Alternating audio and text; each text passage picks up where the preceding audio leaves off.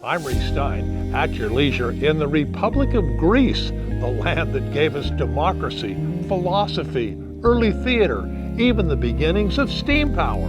Rich in history, today it is a modern country with vibrant cities, dramatic landscapes, friendly locals, and oh yes, one great big mountain.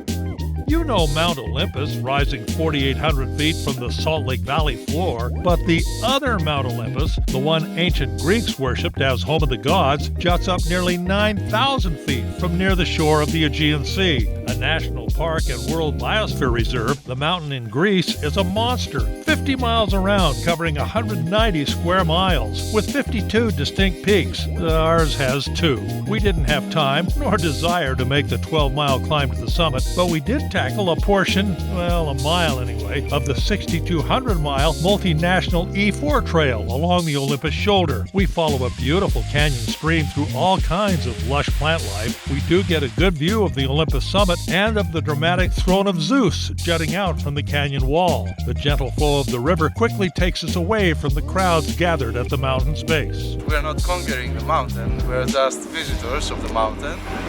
So just the thrill of getting on the mountain and enjoying.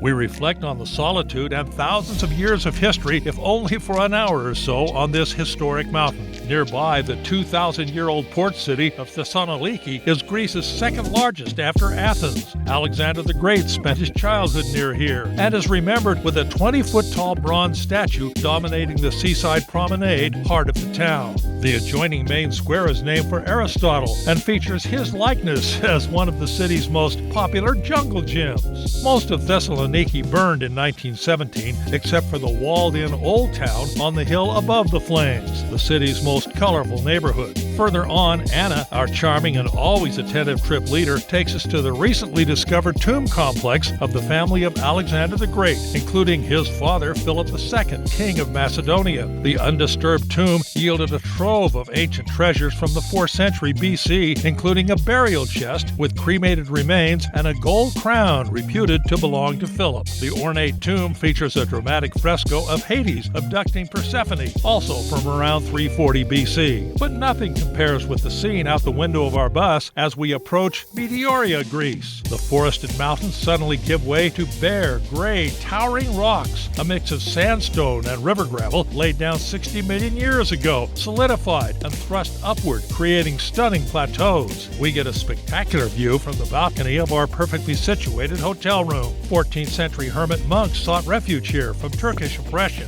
By building 20 monasteries atop the rocky pinnacles, 6 remain today, including the Monastery of Great Meteoron, the oldest and biggest, draping over the entire plateau. We visit the smaller and more accessible monastery of Rosanau, built in the 16th century. It's today a nunnery for 16 sisters. Its 3-story complex covers the entirety of the rocky cliff. It was severely damaged during World War II.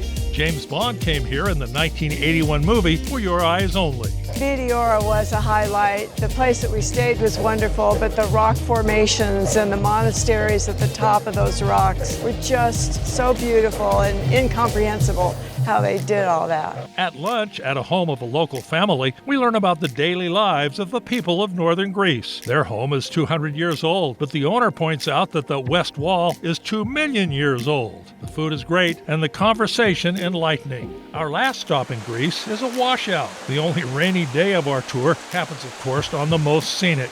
Vikos Gorge is the deepest in Greece. At 4,400 feet, it rivals the Grand Canyon. Our scheduled river trip was a no-go, but our guide Anna found us a dry overlook of this spectacular ravine. While hiding from the rain, we surprisingly meet a pair of At Your Leisure fans from Utah. What the heck are you doing in Hell and Gone, Greece? We are hiking. We came here for a 9-day hiking tour. Wow. And I love it. It's the best. You've had perfect weather for it. Until today.